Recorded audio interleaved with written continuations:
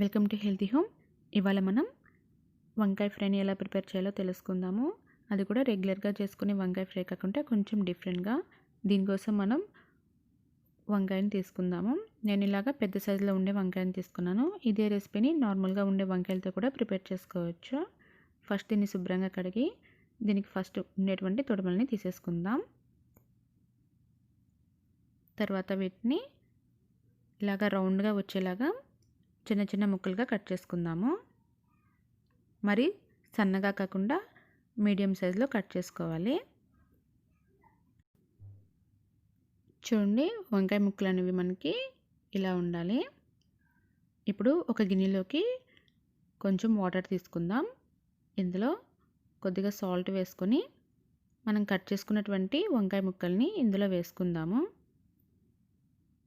అలాగే ఈ రెసిపీకి వంకాయల్ని సెలెక్ట్ చేసుకునేటప్పుడు గింజలు లేకుండా ఉండేలాగా చూసుకోవాలి. ఇప్పుడు మనం కట్ చేసుకున్న ముక్కలన్నిటిని కూడా ఇలాగ వాటర్లో వేసుకొని పక్కన పెట్టుకుందాం. ఇప్పుడు వేరొక బౌల్ తీసుకుందాం. ఇందులో రుచికి సరిపడినంత సాల్ట్ వేసుకుందాము. తర్వాత 2 స్పూన్లు కారం వేసుకుందాం.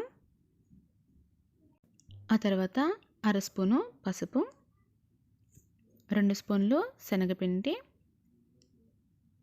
2 స్పూన్లు బియ్యపిండి, 2 స్పూన్లు మైదా పిండిని వేసుకుందాము.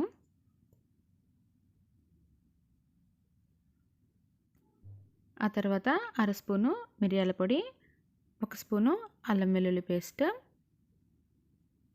1/2 స్పూను ధనియా powder, 1/2 spoon garam masala powder వేసుకుందాము. తర్వాత 1 స్పూను ఆయిల్ వేసుకుందాము. ఇవన్నీ వేసి బాగా మిక్స్ చేసుకుందాం.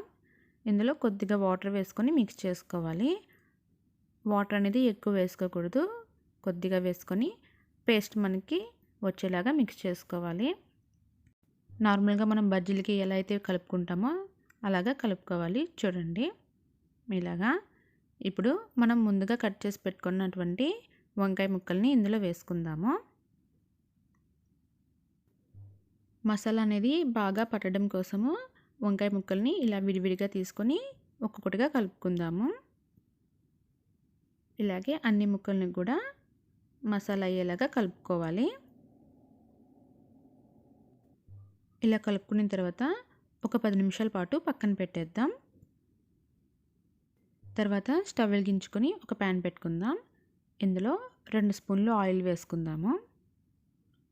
ఆయిల్ కొంచెం వేడెక్కిన తర్వాత మనం ముందుగా నానబెట్టుకున్నటువంటి వంకాయ ముక్కల్ని వేసుకుందాము.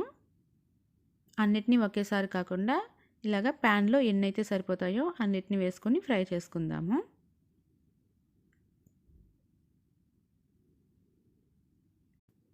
వీటిని 2 వైపులా ఫ్రై చేసుకోవాలి.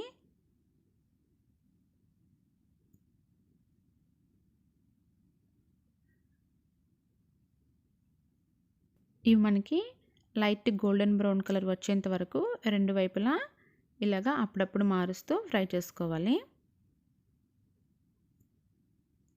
చూడండి, ఇవి మనకి వేగిపోయాయి. ఇప్పుడు వీటిని ఒక ప్లేట్లో తీసుకుందాము. ఇలాగే అన్నిటినీ కూడా ఫ్రై చేసుకోవాలి. ఇంతేనండి, ఎంతో సింపుల్ అండ్ టేస్టీగా ఉండేటువంటి వంకాయ ఫ్రై. ఇది సైడ్ డిష్గా చాలా టేస్టీగా ఉంటుంది.